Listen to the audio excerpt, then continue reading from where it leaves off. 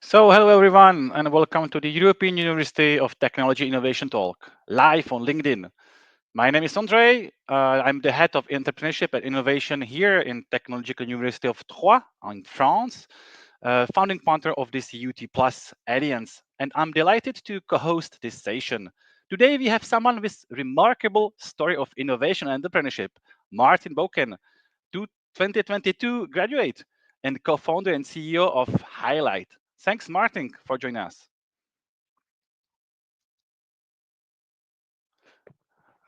Hey, my mic was off. Hi everyone, thank you a lot for this time. It's a pleasure for me to be here today. Yeah, thanks, Martin. I was looking for this session. So we will spend the first half an hour talking with you about your story, the story of Hylight, the technology, your vision, and then we will have time for the questions of the audience. Of course, the session is recorded and then it will be available on the EUT Plus YouTube page. So, Yeah, if in the audience you have any questions for Martin or about the Highlights journey, the technology, or the future of sustainable tech, just feel free to drop them in the comments in the section here in LinkedIn. We will see them and we will try to address as many as we can in the second half of this 1 hour session. So, let's start, Martin. Let's start with your journey. Come on. Many people who are watching. I think they are inspired by people as you, entrepreneur who started only 2 years ago, and now you are CEO of a company that raised almost four millions dollars. You went from UTT, which is a University of Technology in Troyes in France, and you moved to Y Combinator, one of the most world's renowned startup accelerators. So, can you tell us a little bit about your path? What inspired you actually into this entrepreneurship? yeah. Actually, when I was in UTT, 2 years ago, I was also a lot inspired by entrepreneurs that were doing startups, just as I did. And at UTT, there is this very good network of entrepreneurship. At that time, we had this group called Innovut, and then it got transformed into Genius UTT. And thanks to this group, all of the people that were interested in entrepreneurship were together. And like every month, every 2 months, every few months, there were events, like people hosted entrepreneurs to talk to us at UTT. And Okay. for me, those conferences and those trainings and those speeches we made at that time, it was like the first step into entrepreneurship. I always say that the new University of Technology of Troyes is our first incubator, and I think that's definitely true, because everyone is, when you have a project at UTT, everyone is willing to help you to achieve your project. The associations, there are also the teachers, they give you time for that. And yeah, that was definitely amazing for Highlight, because yeah, Highlight basically like came out of UTT. I did my end of internship study, so the last 6 months Mhm. of studies, I did it in Highlight, and that was the question of Highlight. So So yeah, your last internship was in your own company, right? exactly, and that's something that is totally feasible with UTT. I think there is students every 6 months that do that, and that is definitely amazing.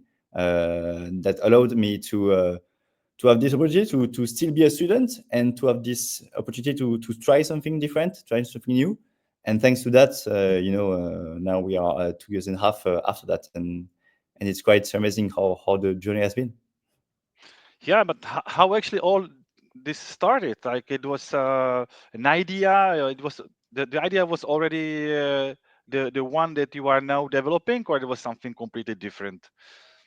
Yeah, so at the beginning, it was a student project. I wasn't the only one, of course, from UTT doing highlights. I was with Theo Honen and also Justin.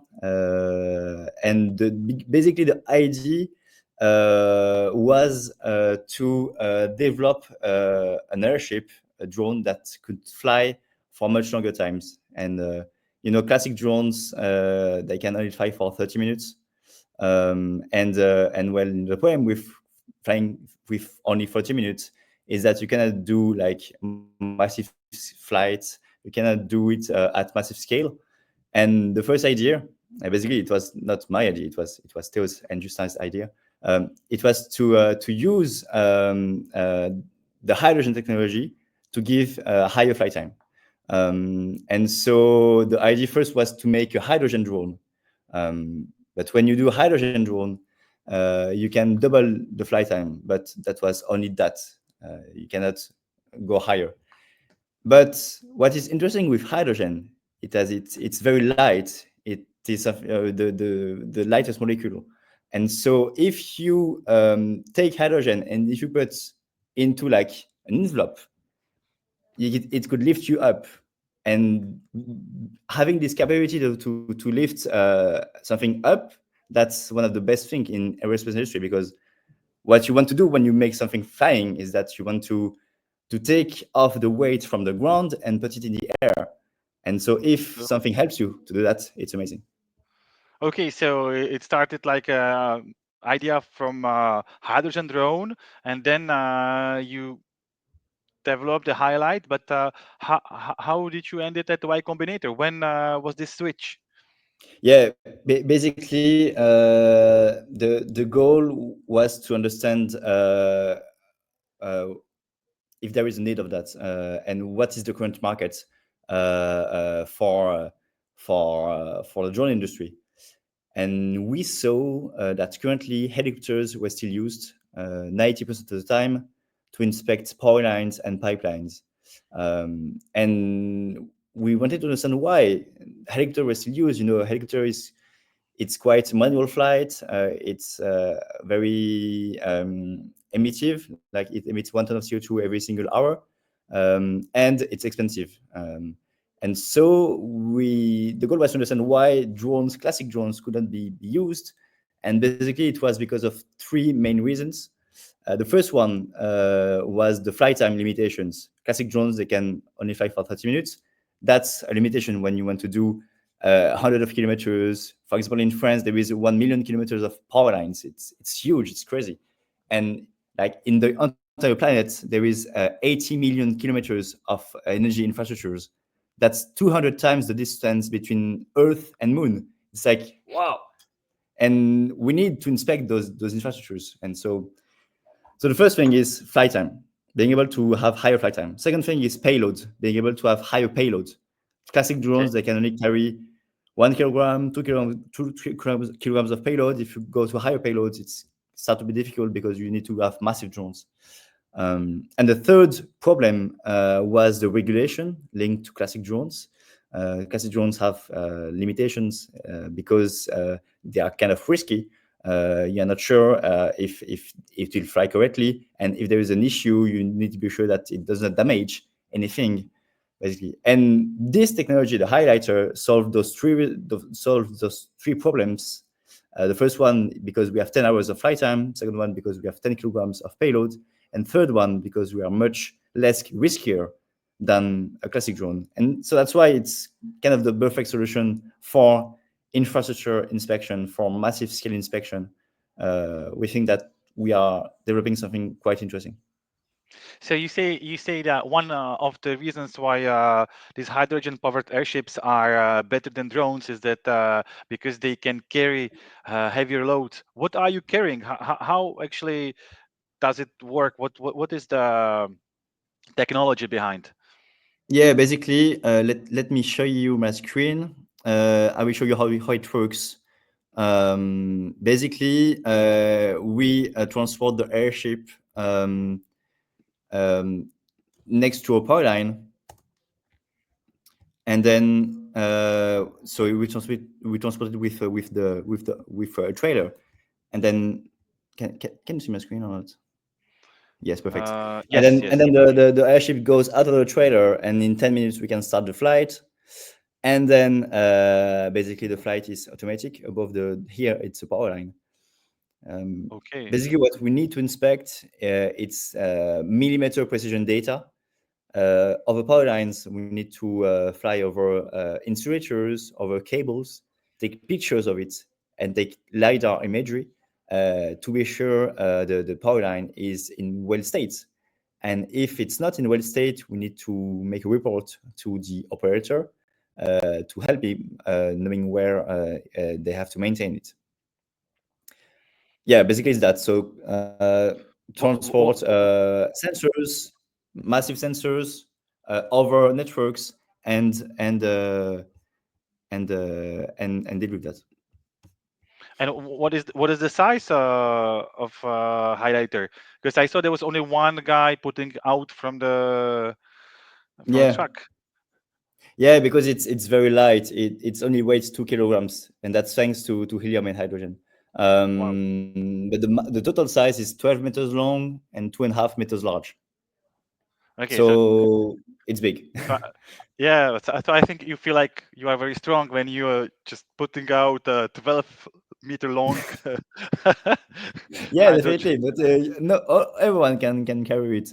Like when we do tests in our aerial base in the south of Paris, like always there is only one person that carries the airship when it lifts and when it lands.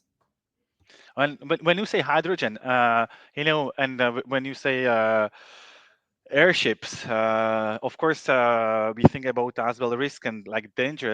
Hydrogen feels like it can explode or gas. What are the risks? The RNA, or how do you deal with it?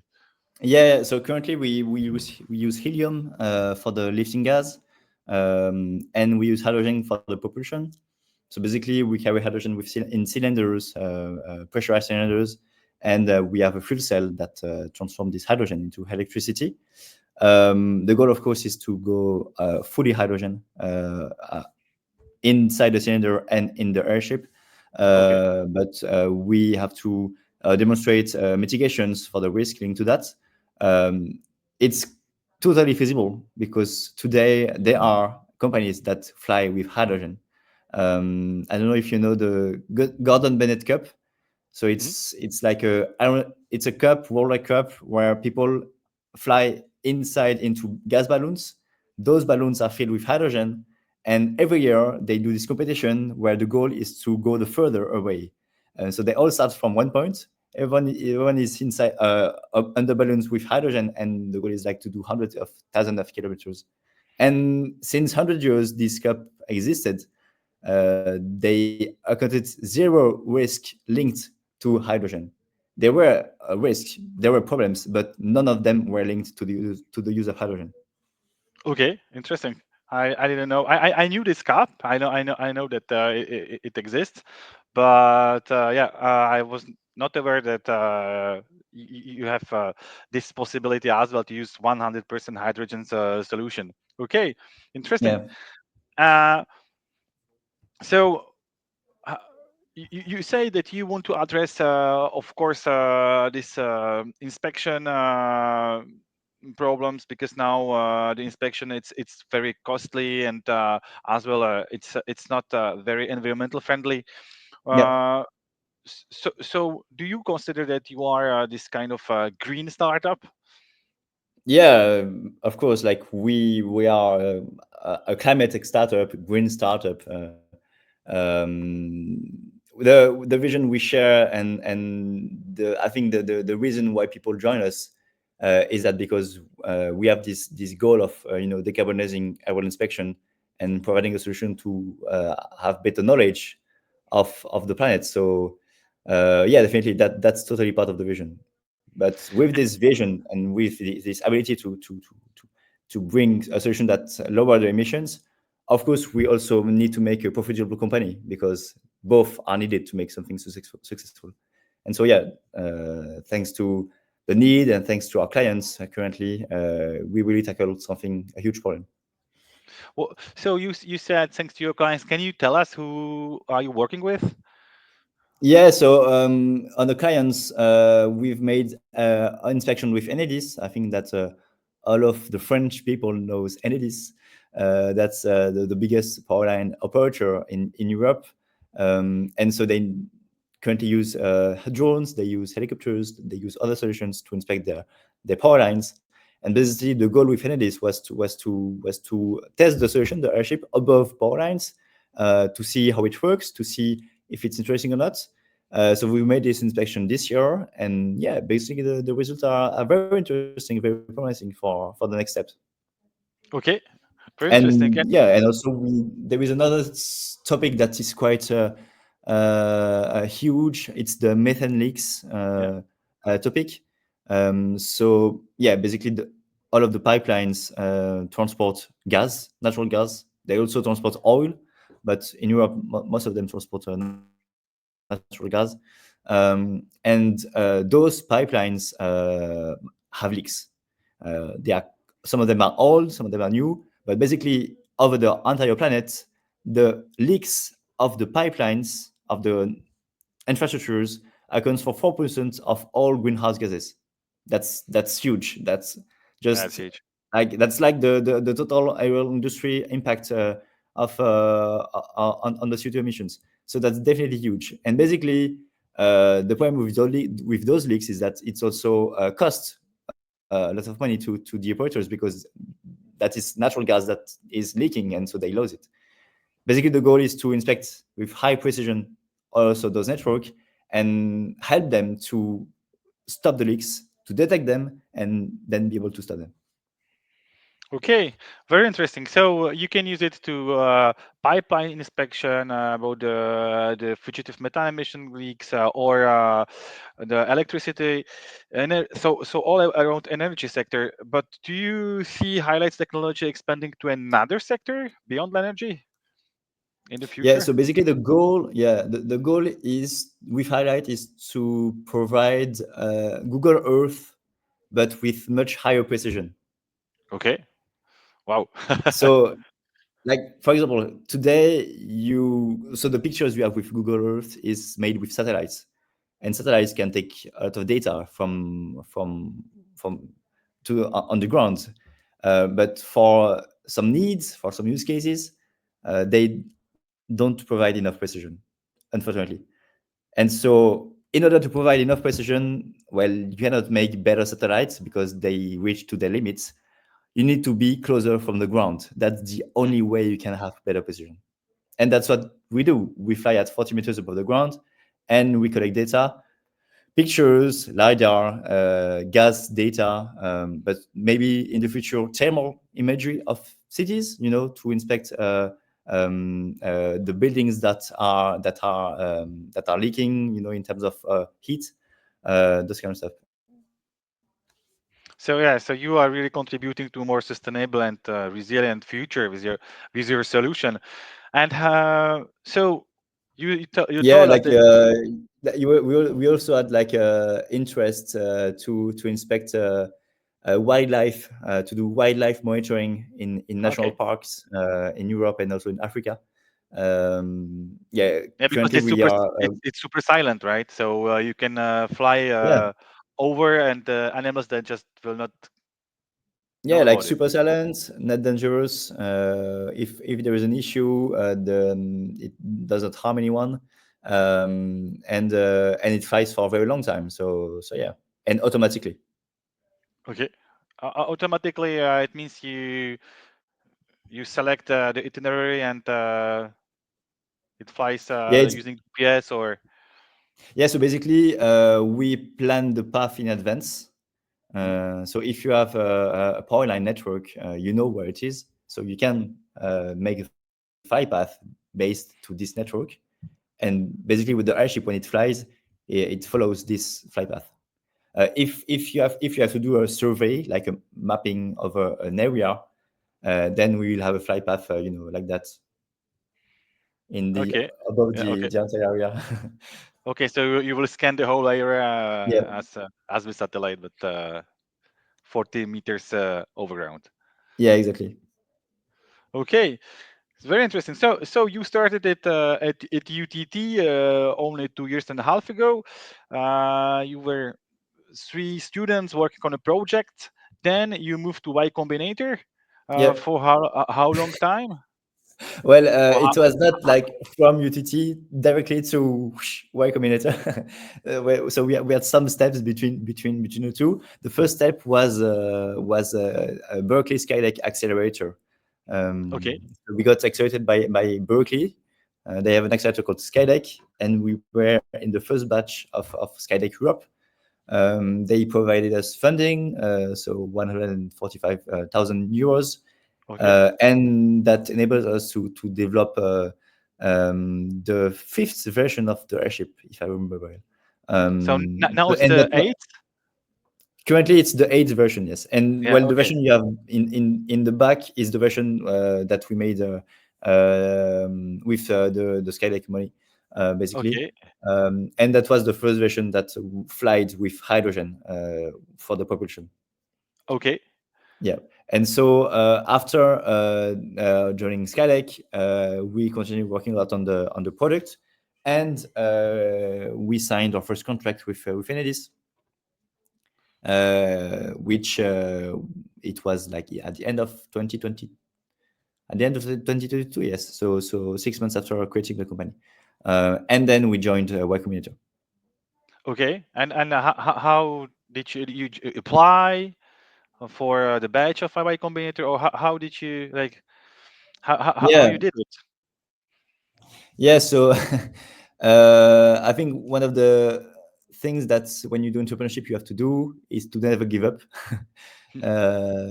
because the journey is quite long. Basically, we applied 3 times to Y Combinator, and Okay. only the third time we were selected to enter to join the batch. So yeah, if some of you already applied to it, if you were not selected, just wait and do it again, the 6 months after, or the 2 months after, and maybe you will be selected. Okay, so you gave it three tries, and Yeah. the third try worked, and so you moved to Y Combinator physically with the whole team, or Yeah, so yeah, so Y Combinator after COVID made everything back in present in San Francisco, and they want every startups to join in San Francisco, which of course was quite cool for us. But at that time, we already had a team in France. We already had a product, a place to work, and so we could not leave everything and move every people and everyone and all of the product to San Francisco to US. It would have been too complicated. So we just came to SF for 3 weeks, and then we went back to France to continue the work. okay, very interesting. And now, how many are you in the team? Because I saw that you are like 20 people, right? Yeah, we are 18 people. 18 people. So we were 1 year ago, and we raised the seed round earlier this year, and then we continue recruiting, and currently we are 18. Uh, yeah, in the company. Most of the people are tech, tech guys, tech girls, because most of the work is on the product, of course. That's what we do. Only Thomas and me are dealing with customer need Okay, and customer discovery. very interesting. And well, it's more about hardware or software or both. I think it's both. It's like the combination of both, because you need a robust hardware to be able to fly.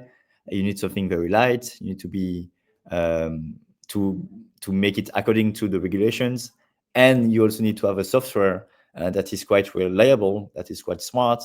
So yeah, it's basically it's both things. Do you keep still some relationship with your university or universities from your team members, like doing research, or it's all internal? Yeah. So currently we keep link, of course, with UTT. At the beginning of Highlight, we had help from the university, thanks to there were this challenge, Mind Start, Mind Awards. Mindset, yeah. So we got some money from them, like 1,000 euros, something like that.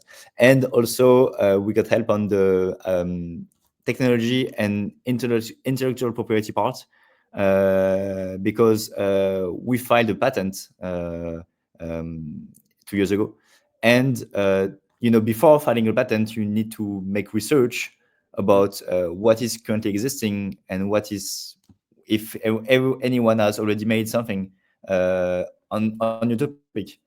And on this research and study, Germain Malnouri really helped us with his contacts to make this study, um, because basically at the time we didn't have the resources to make it. So yeah. Yeah, And yeah, this go is on. very important point in technological universities and any universities where you have research capacities, that you need to secure your IP and be pretty Yeah, sure how the technology transfer is managed, just to be sure that yeah, you can keep it. And so you have one patent or several patents now. yeah, we currently have one patent. We are on the way to fill it another one.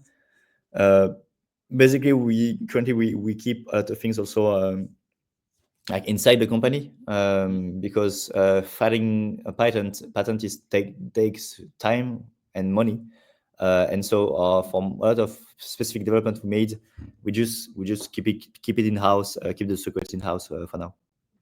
Okay, super But interesting. yeah, but we continue to have like collaborations with other universities. Maybe Onera, which is a quite famous laboratory in France for the aerospace industry. So we'll start a PhD with Onera quite soon. And yeah, also we have contact with UTBM, which has a lot of expertise in the hydrogen development, which is also part of linked to UT. Yeah, absolutely, absolutely. So we are approaching the second part. I know if there are any questions, I need to check it out. Just give me a few seconds. So if you have any questions that you want to ask Martin, just do not hesitate to drop them in the discussion. I still have questions, so Amazing. Sarah, do we have any question?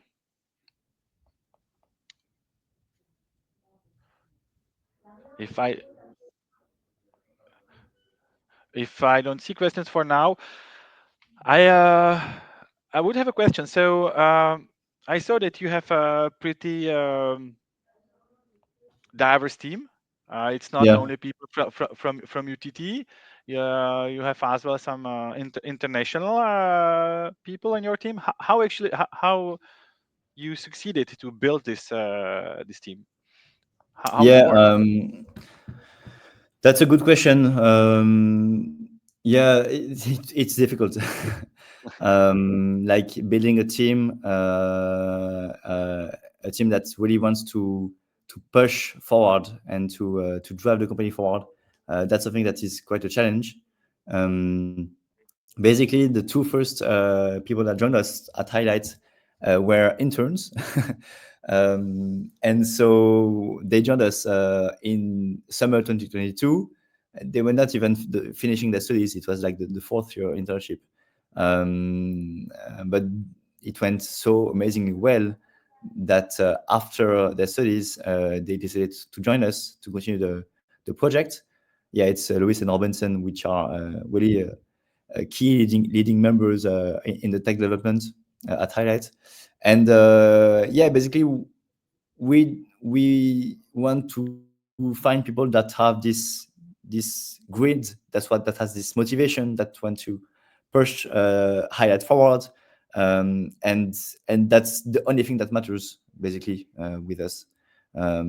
If you are motivated, if you have this mindset, even if you don't have all of the knowledge that needs to be there, we know that you can learn, we know that you can grow yourself, and yeah, and so it can be okay, because basically we started this company just out of university. So and we were able to make like a lot of amazing things just by learning by ourselves.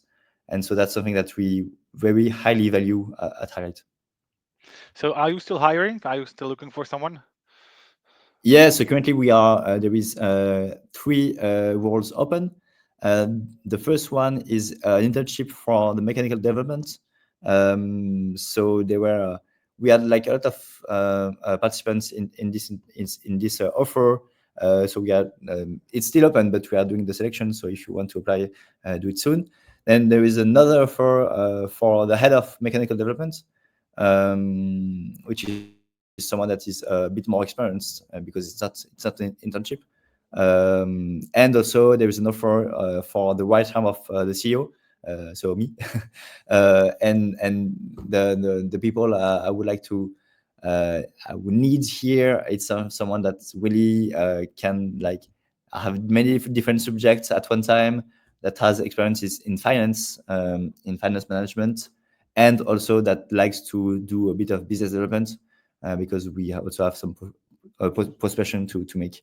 So basically, yeah, three of us currently, and there will be others soon in on the website. Great. So great opportunity to join a very promising startup. I have a question from Antonia. She's from Cyprus. I think you know Antonia, Martin, from your Yeah. time at UT Plus. So she's asking if you could do something differently, what this should be, what this would be. um, that's that's a tough question.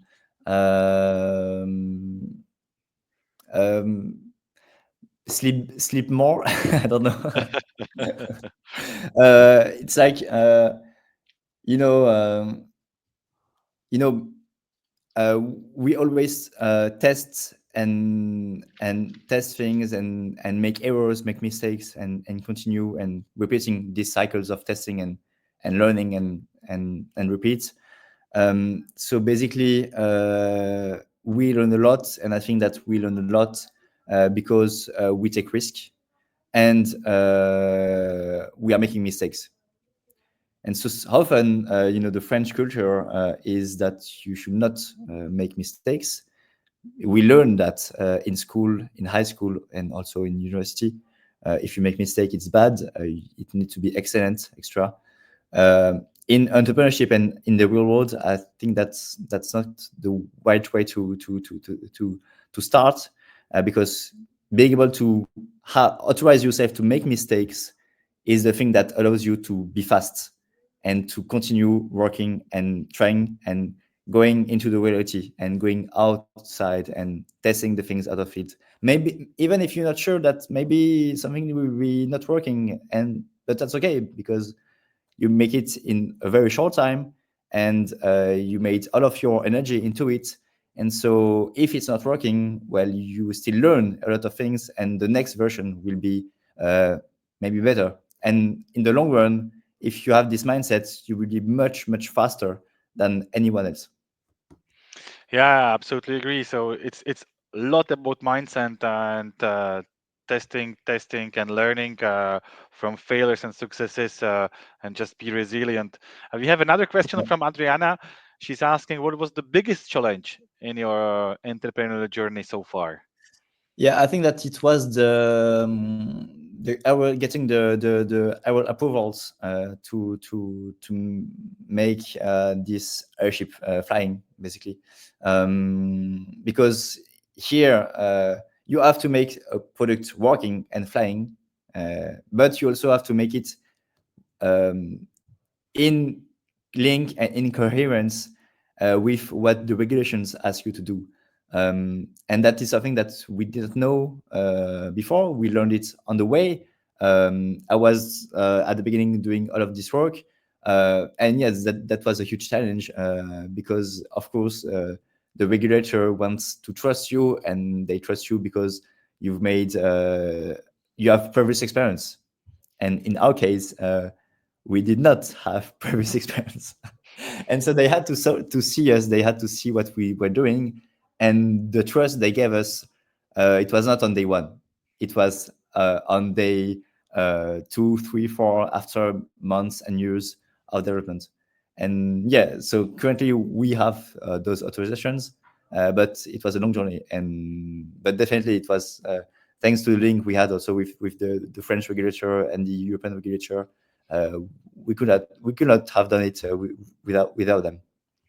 Yeah, I think this is something very very important, just to get in touch in very early stage Yeah. with other administrations, and they are a lot of time there just to help you.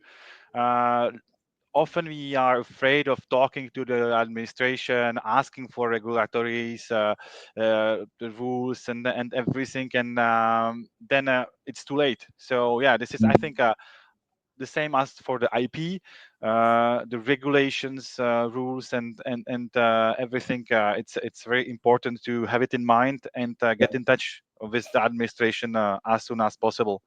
Mm. Uh, Yeah. I saw that from the your experience in Y Combinator, you have on one post on LinkedIn, you were talking about Mark Tarpenning, one of the Tesla Yeah. co-founder, as being your mentor. Yeah. So I will have two questions. I will take the question for Ishak and mix it with mine. Uh, do you still have the Mark as your mentor, and what unique insights or strategies did you develop during your time at the Y Combinator that significantly contributed to your startup success? Yeah, yeah. So we still have Mark as a mentor. I just had a call with him 2 weeks ago. We talked about current development, or the objectives we have, the problem we face.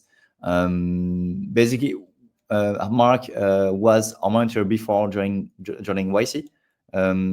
We got in touch with him because he was also an alumni from Berkeley, from the University of Berkeley. And thanks to Berkeley Skydeck, we could get an intro to him. And basically, we spoke to him, and he really enjoyed the project we had, and he really shared our vision that we wanted to make a reality. And so yeah, he's still definitely a mentor, our mentor, and he's helping us throughout the journey. And on Y Combinator strategies, on our insights, basically we learned a lot about fundraising at YC. Um, what is amazing at Y Combinator is that everyone that is at YC, they made startups before. So every partner at YC had their startups, had their success or failures. Who cares? Because the success. I mean, it's something that maybe that it's not because of you, it's because of maybe other reasons.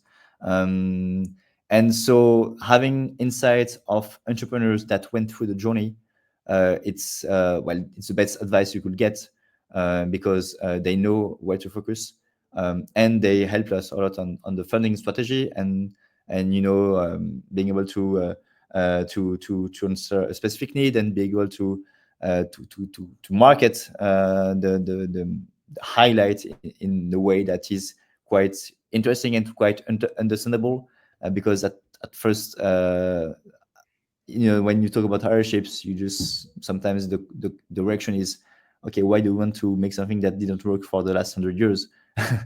And yeah, so they help us on that. Yeah, very interesting. I think yeah, as you say, this is something very important, and at the EUT Plus, we are as well working on this part, trying to get insights from those nine Mm. universities for our entrepreneurs. So we have student entrepreneurs that are starting their projects. What we would like to as well to have, it's you as a former student and now a successful entrepreneur, sometimes to have you as a mentor. Hopefully Yeah, sure. one day you will have time. Yeah, of I course. know It's totally feasible. I'm always open for that. that it's nice to hear. I think I will come back to you later on. And I don't know if you have other questions, but probably one of the last one for me. So I saw that you had several awards, like the Clean Tech Open France Award, Innovation E5T Award.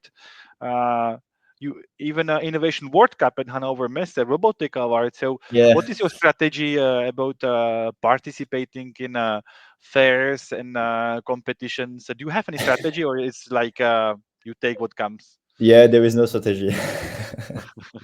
Like we don't have any strategy for the marketing. We don't have any strategy for the awards. The only thing we do is that we develop a product and we talk to customers. That's the only thing we do every day. But basically, when we see something that appears, oh, there is this awards, we just apply to it, and it takes us, 10, 15 minutes, and then that's it. And then maybe we have it, maybe not, and it's okay. It's just to the goal of those awards is to share a highlight and to be present in places where our clients might be and where they could see our technology. That's basically the goal of all of those awards. Yeah, I think actually it's pretty good approach, I would say, because you are focusing on the product. You are focusing on the added value that you can have for your customers and for the market.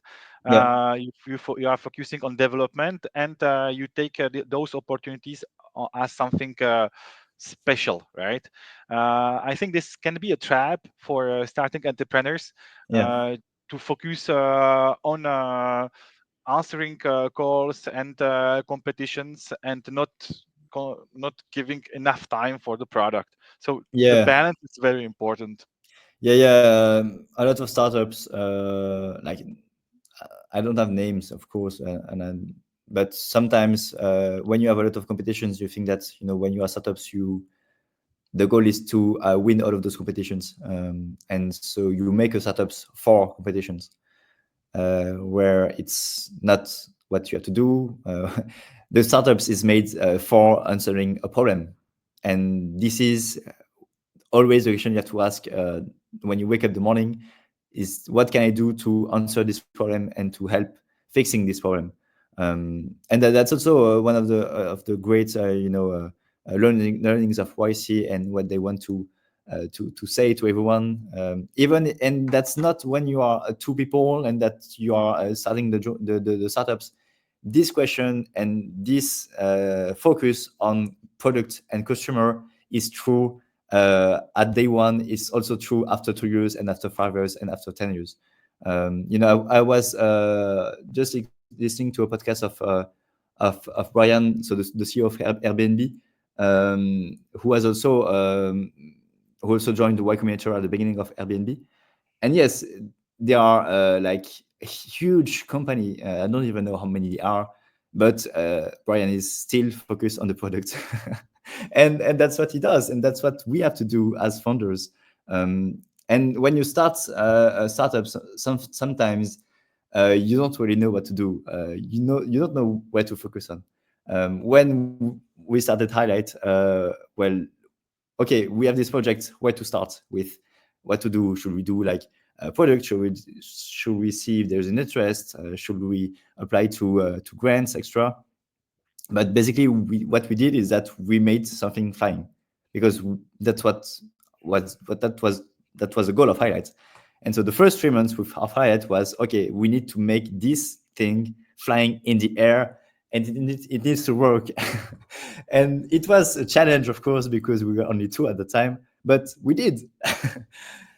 And then from that we continued very focusing on the quality and focusing on the product we could make and how to improve it. And I think this can be a conclusion of our talk today, Yeah. because I think there are no more questions, and I know you have a lot to do. I'm very happy that you gave us your time and all your insights. You shared your experience.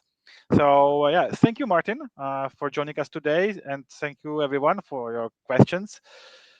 I hope you enjoy learning about Highlight, its journey, the mission, and just remember, this is part of the European University of Technology.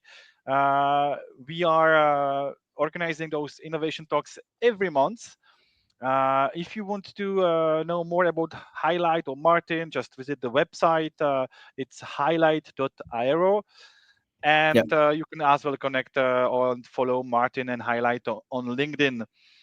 The next innovation talk will be on the 12th of the December, and the topic will be student entrepreneurship from theory to practice. It will be organized by Dr. Lydia Galabova, the Vice Rector of International Affairs and Integration of Sofia University of Technology in Bulgaria. So, thanks again, Martin. Thank you, everyone, and have a good flight. Thank you a lot. Thank you a lot. Bye bye. Bye.